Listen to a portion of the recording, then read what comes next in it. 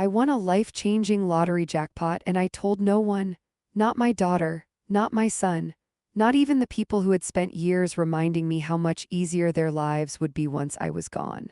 After years of being treated like a burden, spoken to carefully, helped reluctantly, and remembered only when it was convenient, I decided to do something quiet, something small, and something honest. I decided to test my family not with money but with need. So I made a few phone calls and said I needed help just to get by. One by one, they turned away. They told me to figure it out. They told me it wasn't their problem. They told me, without saying it out loud, that I was asking for too much simply by still existing. Then, late that night, someone knocked on my door. And when I opened it, my grandson stood there tired, out of breath, having driven hundreds of miles with everything he had. And what I did next changed all our lives. If stories about quiet strength, family truth, and dignity matter to you, stay with me. And if you haven't already, consider subscribing so you don't miss what comes next. Before that day, I would have told you that I was used to being overlooked, that I had adjusted to the polite distance people keep once they decide you're more responsibility than relationship. I would have said I'd learned to live quietly without expecting much. But the truth is, I hadn't realized how invisible I'd become until the moment I needed help and almost no one answered. My name is Sandra Whitmore, and for most of my life, I believed that family was something you earned by showing up, by sacrificing quietly, by never asking for too much in return. I believed that if you loved people consistently enough, they would eventually remember to love you back.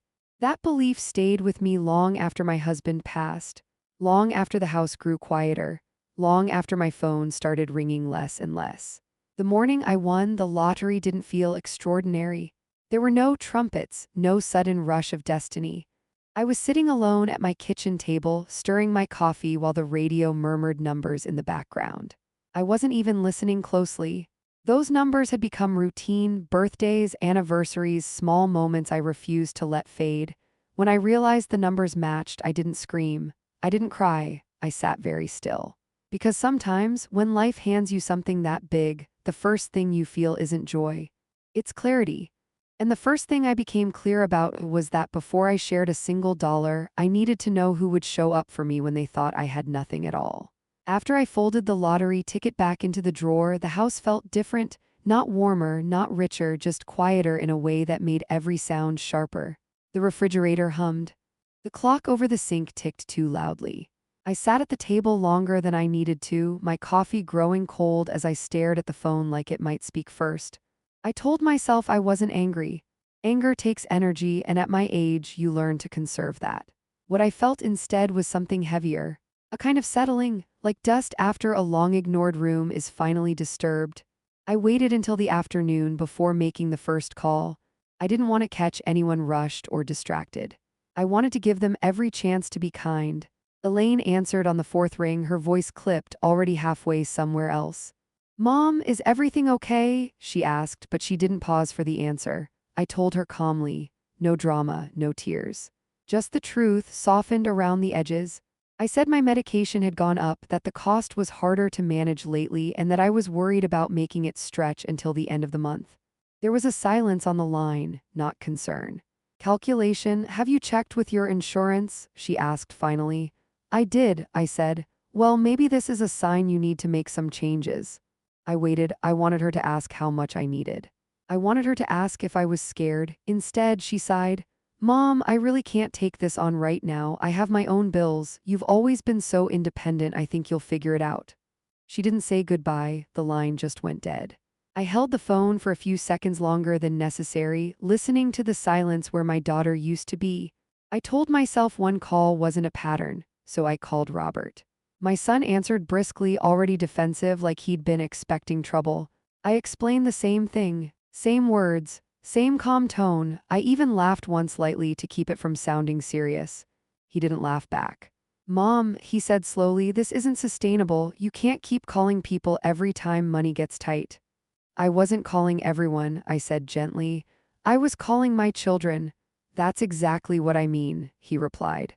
"Elaine and I have talked about this. You're getting older. You need to start planning instead of reacting." I asked him quietly if he could help this once. He didn't answer right away. When he did, his voice had hardened. I can't enable this behavior. Sometimes people need to feel the consequences of their choices. I almost laughed then, not because it was funny, but because I suddenly remembered all the consequences I'd shielded him from over the years. The college loan I paid quietly, the credit card balance I erased when he swore he'd pay me back, the way I never asked twice. All right, I said, thank you for being honest. He told me he hoped I understood. Then he said he needed some space and ended the call. 2 calls, 2 answers. By evening, I wasn't surprised anymore, just tired. The sky outside my kitchen window had gone dark when I finally picked up the phone again. This time, my hand hesitated. I stared at Ethan's name on the screen longer than I should have. He was young, he had his own worries. I told myself I shouldn't burden him. Then I remembered something he'd said years earlier after my husband died. You can always call me Grandma, even if you just need to hear someone breathe on the other end. So I called. He answered on the second ring. Grandma Sandra. Hey, are you okay? I told him the same story, every word identical. I didn't embellish. I didn't soften it further. There was a pause, not the cold kind, the kind where someone is thinking. How much do you need? He asked. I told him, embarrassed now, that it wasn't much, just enough to cover the prescription. I have about 500 saved, he said. It's not a lot, but I can drive down tonight if you want, or tomorrow morning. Are you feeling all right? Do you need me to come with you to the doctor? My throat tightened. I told him he didn't need to do that I'd manage. He didn't argue, he didn't question. He just said, I'm coming anyway. After I hung up, I sat in the dark kitchen with tears I hadn't planned on shedding. Not because of the money, because someone showed up. An hour later, I heard the knock. It wasn't loud. It wasn't dramatic. Just steady, certain. When I opened the door, Ethan stood there with dark circles under his eyes, his jacket still smelling like road and cold air. I drove straight through, he said. I didn't want you to be alone. I didn't say anything. I just hugged him. We sat at the table together, and for the first time that day, I felt warm. He didn't ask questions. He didn't mention my children. He just made tea the way my husband used to and listened while I talked about nothing important at all. That night, after he fell asleep on the couch, I went back to the drawer. I took out the ticket, and I knew this wasn't about punishing anyone. It wasn't about teaching lessons with cruelty. It was about deciding once and for all who deserved access to my life when I finally had the power to choose. And as I turned off the light and went to bed, I realized something quietly terrifying. The hardest conversations weren't behind me. They were just beginning. Because soon, Elaine and Robert would see what Ethan had already proven, and the truth has a way of arriving when you least expect it.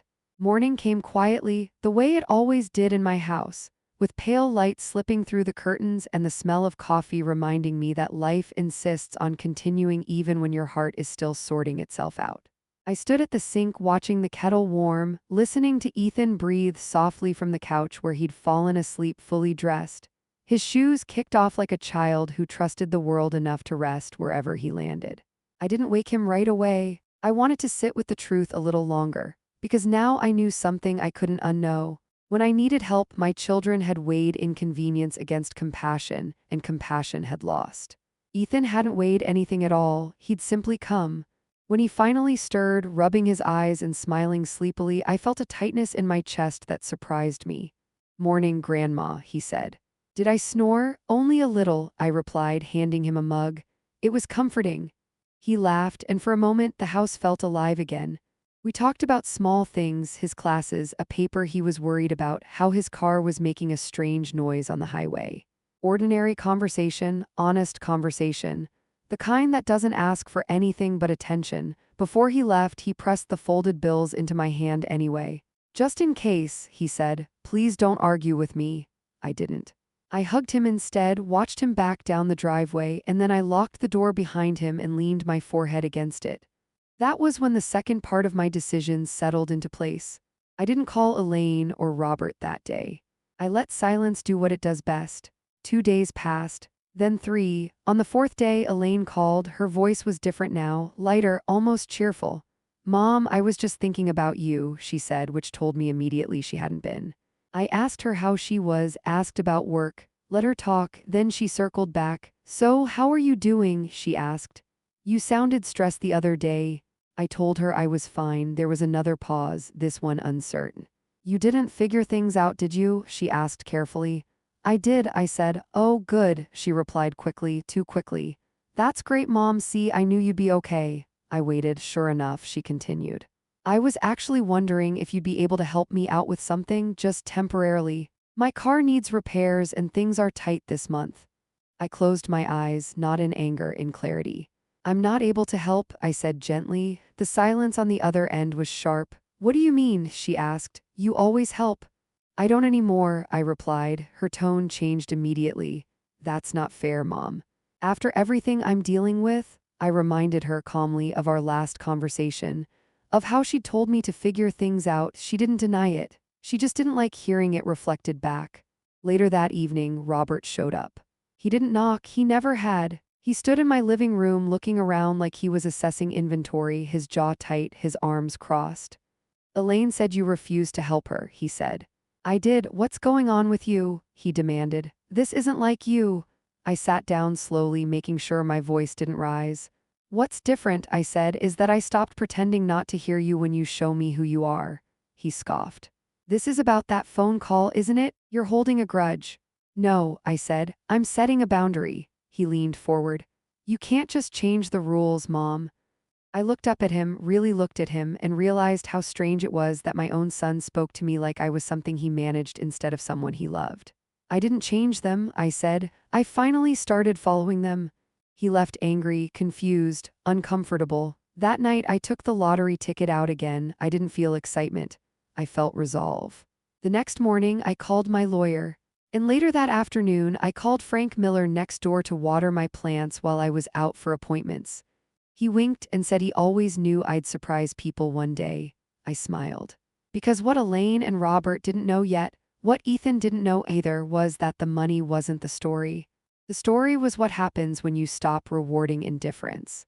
And soon, very soon, the people who had dismissed me when I asked for help were going to realize something that would change every conversation going forward. They thought I'd figured things out. They had no idea how completely I had. Because the next time my family gathered in that living room, the truth wouldn't be a question, it would be undeniable. The first visible change didn't arrive with an announcement or a dramatic reveal. It came quietly, the way real shifts in power always do. A new lock appeared on my front door. It was nothing flashy, just sturdier, newer, harder to force. Frank Miller noticed it immediately when he came over to return my watering can. Looks like you're upgrading things, he said with a half smile. About time someone took care of this place. I finally decided to, I replied. He nodded like that answer made perfect sense. Over the next week, more small changes followed. A financial planner came and went. A lawyer's car parked in my driveway twice. I stopped mentioning money troubles entirely. When Elaine texted asking how I was holding up, I answered politely but briefly. When Robert called, I let it go to voicemail. They noticed. People always do when access is removed. Elaine showed up on a Saturday afternoon, unannounced but overdressed, standing on my porch like she was preparing for a presentation. She brought pastries from a bakery I'd never liked and acted as though we hadn't had tension between us for months. I just wanted to check on you, she said brightly, stepping inside before I could respond. You've seemed different. I am, I said calmly. She laughed nervously and sat down, crossing her legs. You know, Robert and I were talking, she began, already framing this as a group decision. We think maybe you were right about needing more support. Maybe we could help you manage things, take some pressure off. There it was, not concern, control. I don't need managing, I replied. I need respect. Her smile faltered. Well, of course, that's what I mean. But she didn't mean that. 2 days later, Robert called again, this time with an edge of urgency. Mom, we need to talk, he said. I'm hearing things. What things? That you're meeting with lawyers. That you're making changes? I let the silence stretch. You don't need to worry, I said finally. Everything is handled. That's exactly what worries me, he snapped. You're shutting us out. I didn't argue. Because this wasn't about shutting them out. It was about no longer holding the door open for people who kept walking past me. That evening, Ethan came by again, this time after work, still wearing his jacket, still apologizing for being late. I didn't want to worry you, he said. But Mom's been acting strange, Uncle Robert too. I poured him tea and told him gently that sometimes families don't like change, especially when it means they can't take things for granted anymore. He frowned. Are you okay, Grandma? Really? I looked at him, this young man who'd shown up without knowing there was anything to gain, and felt something solid settle in my chest. I'm better than I've been in years, I said truthfully. A few days later, Elaine invited me to dinner. That alone was unusual.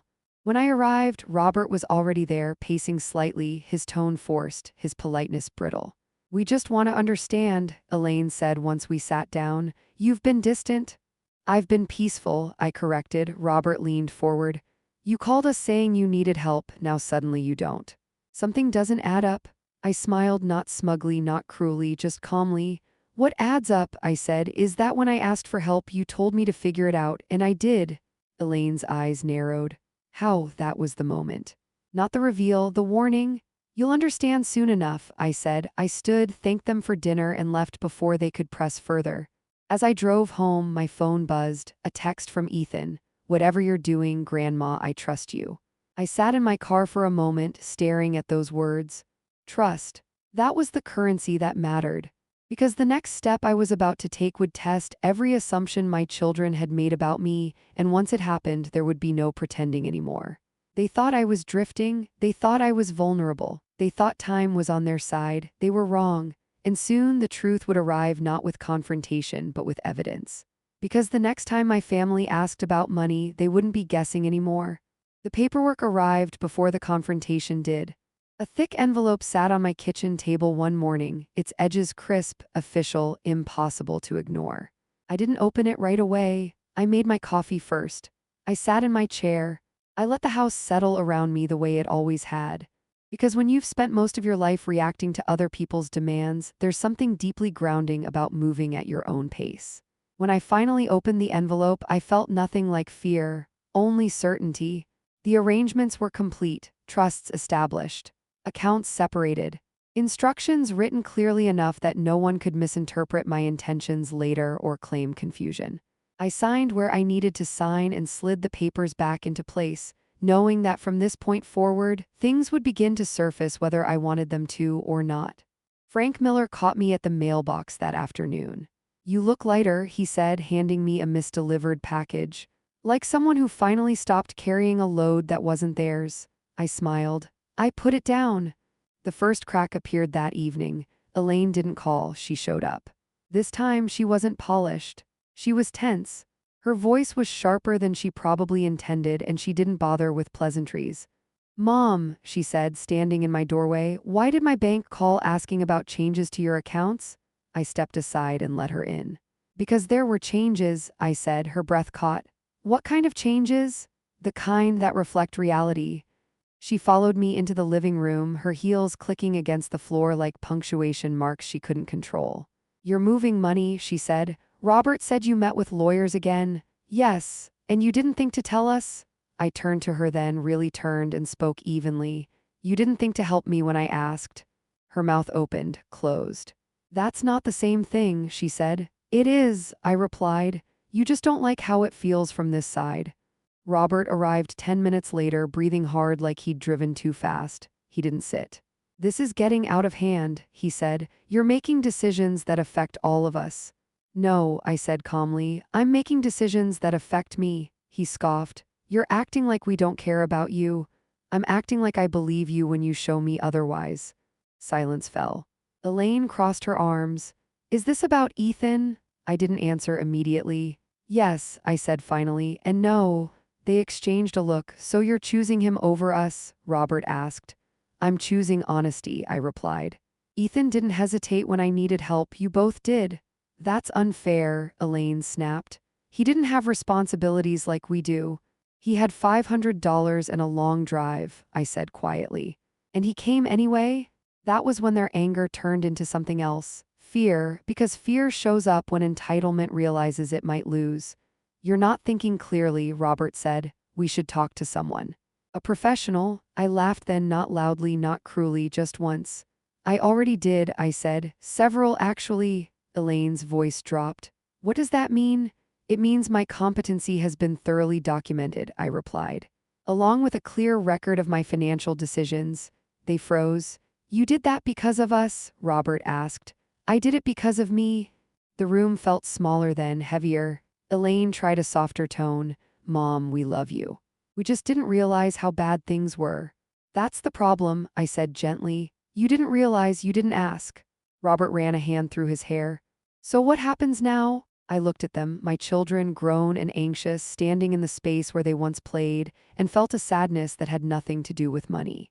Now, I said, we live with the choices we made. They left shortly after, not angry this time, unsettled. Later that night, Ethan called. Mom's been crying, he said quietly. Uncle Robert's upset. I know, I said. Did I cause this? He asked. No, I said firmly. You revealed it. After the call, I sat alone again, the envelope still on the table, the house silent except for the clock. The next step would not be private, it would not be subtle. And once it happened, there would be no going back. Because the truth doesn't stay quiet forever, especially when money is involved. And soon, my family would learn exactly how much the truth costs. The first rumor reached me before the accusation did. Frank Miller mentioned it casually while trimming the hedge between our houses, like he was talking about the weather. People are saying you're sitting on something big, he said, not looking at me directly. Nothing specific, just curiosity. I thanked him for the warning, because curiosity is never harmless when it comes from people who once felt entitled to you. That afternoon, Robert called again. This time, his voice was careful, too careful. Mom, he said, I heard something today that I wanted to clear up before it got out of hand. I didn't ask what he'd heard, I waited. Someone at the bank mentioned unusual activity, he continued. Large movements, trust structures, that sort of thing. And, I said, and people are starting to ask questions. I smiled faintly. They should, I replied. There was a long pause. Mom, he said finally, did you come into money? I could almost hear his pulse through the phone. Yes, I said, just one word, nothing else. The silence that followed felt like standing at the edge of something irreversible. How much? He asked too quickly. I didn't answer. Instead, I asked him something else. When I called you asking for help with my medication, what did you think would happen if I couldn't afford it? That's not fair, he snapped. Answer the question? Another pause. I assumed you'd manage, he said quietly. I thanked him for his honesty and ended the call. Elaine showed up that evening. She didn't knock. She rang the bell twice and waited, arms folded, eyes sharp. When I opened the door, she stepped inside like she belonged there again. You lied to us, she said. No, I replied. I didn't tell you. That's the same thing. It isn't, I said calmly. A lie takes something from you. Silence just lets you show yourself. She paced the living room. Do you have any idea how humiliating it is to hear from other people that my own mother might be wealthy? I sat down slowly. Do you have any idea how humiliating it was to beg my own children for help and be told to figure it out? She stopped pacing. Her voice softened just a little. Mom, if we'd known. That's the point, I interrupted. You shouldn't need to know. Robert arrived soon after, his face tight with anger he was struggling to control. So it's true, he said. You're sitting on money while letting us think you were struggling. Yes. How much? Elaine demanded. I stood. This conversation isn't about numbers, I said. It's about behavior. Robert slammed his hand on the back of a chair. You tested us. I gave you the truth and watched what you did with it. Elaine's eyes filled with tears. That's cruel. No, I said quietly. Cruel is watching your mother worry about her health and deciding it's not your problem. The room went silent. Finally, Robert asked the question he'd been circling. What does Ethan know? Nothing, I replied. Because he didn't need to, Elaine laughed bitterly. So he gets rewarded for ignorance? He gets rewarded for kindness. Robert's voice dropped. So what now? Are you cutting us out? I looked at them, two people who had mistaken access for entitlement for far too long. I already told you, I said. I'm choosing honesty. That night after they left, Ethan came over again. He didn't ask questions, he never did. He just sat with me while I folded laundry and talked about his classes. Eventually, I told him, not the number, just the truth. I have more money than I'll ever need, I said. And I need to decide what to do with it. He didn't smile, he didn't get excited, he looked at me seriously. Are you okay? He asked. Yes, I said, because now I can be. He nodded. Then whatever you decide, I trust you. That trust mattered more than the money ever could. But Elaine and Robert were running out of patience. Impatience, when mixed with greed, turns into desperation. Because once people believe there is something to take, they stop pretending they don't want it. And the next time my children came to my house, they wouldn't be asking questions. They'd be making demands. The demand didn't come all at once. It came dressed as concern. Elaine called first, early in the morning, her voice syrupy in a way that immediately made my shoulders tighten. "Mom," she said, "I couldn't sleep last night. I've just been so worried about you." I didn't respond right away. "When you mentioned having more money than you'd ever need," she continued carefully, "it made me think maybe you shouldn't be handling all of this alone." There it was. "I'm not alone," I said. "I have advisors." "That's not what I meant," she replied quickly. "I mean family, people who love you, people who can make sure you're protected." I looked out the window at my garden, at the roses I'd planted decades ago and kept alive through patience rather than force. "I don't feel unprotected," I said. She exhaled sharply. "Well, Robert and I do." Robert didn't wait long after that. He showed up with a folder, actual paperwork. He placed it on my dining table like an offering. "We talked to someone," he said, "just to understand options." "Options for what?" I asked. "For helping you manage your assets," Elaine said, sitting beside him. "It's a lot of responsibility." I opened the folder. Guardianship information, power of attorney, legal language wrapped in polite phrasing. I closed it gently. "You planned this," I said. Robert didn't deny it. "We're trying to help," he insisted. "You've been secretive, defensive." "That's not normal," I smiled faintly. "What's not normal," I said, "is adult children discussing control over their mother's life without her consent." Elaine's voice cracked. "We're scared, Mom." "Of what?" "That we'll be shut out. That we won't matter anymore." I looked at them, really looked, and understood something painful. They weren't afraid of losing me, they were afraid of losing access. "You mattered when I needed help," I said quietly. "You chose not to be there." Robert leaned forward. "This is going to get ugly if you don't cooperate." That was the moment the line was crossed. I stood. "I've already documented my mental competency," I said calmly. "Multiple physicians, recorded statements, legal affidavits. This folder," I tapped his paperwork, "won't go anywhere."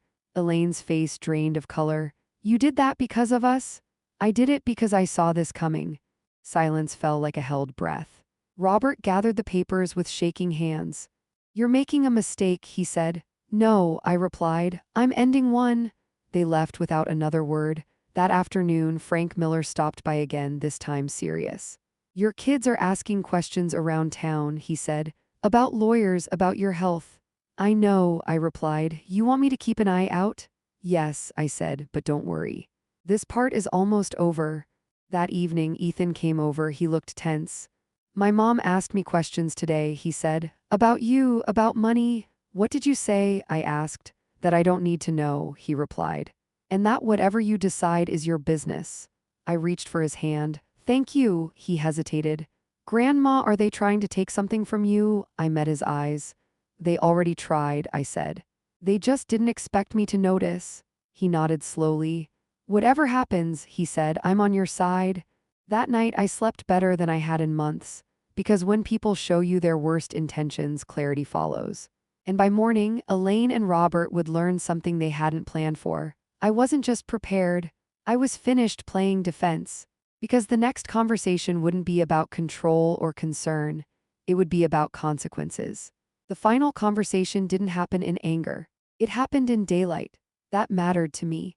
I invited Elaine and Robert over on a Sunday afternoon, the kind of time that once meant family dinners and laughter, when nothing felt rushed and no one could pretend this was a misunderstanding brought on by stress. Frank Miller noticed the extra cars and gave me a nod from his porch, the kind that said "you've got this" without saying a word. They arrived together. That alone told me how this would go. Elaine looked composed but tense, her smile fixed like armor. Robert looked tired, his confidence worn thin by days of unanswered questions and the slow realization that things were no longer moving in his favor. Ethan was already there, sitting quietly at the kitchen table. I wanted him present, not as a shield, not as a witness, but as a reminder of what this was really about. I poured tea. No one spoke. Then I sat down and folded my hands. "I'm going to be very clear," I said calmly, "so there's no confusion later." Elaine opened her mouth. I raised my hand gently. I listened when you told me to figure things out, I continued. I listened when you said my needs were my responsibility. I listened when you decided I was an inconvenience instead of a person. Robert shifted in his seat. I figured things out, I said. Completely? I slid a folder across the table, not dramatically, just deliberately. Inside were copies, only copies of trust summaries, legal designations, medical competency letters, and a single-page statement outlining my decisions. Elaine skimmed it, her face changed with every line. This can't be final, she said. It is, I replied. Robert cleared his throat. You're cutting us out? No, I said. I'm stepping away. There's a difference. I looked at Ethan. Ethan showed up when I needed help, I said. Not knowing there was anything to gain, he didn't ask questions, he didn't lecture me, he didn't suggest I was a burden. Elaine's voice broke. I'm your daughter.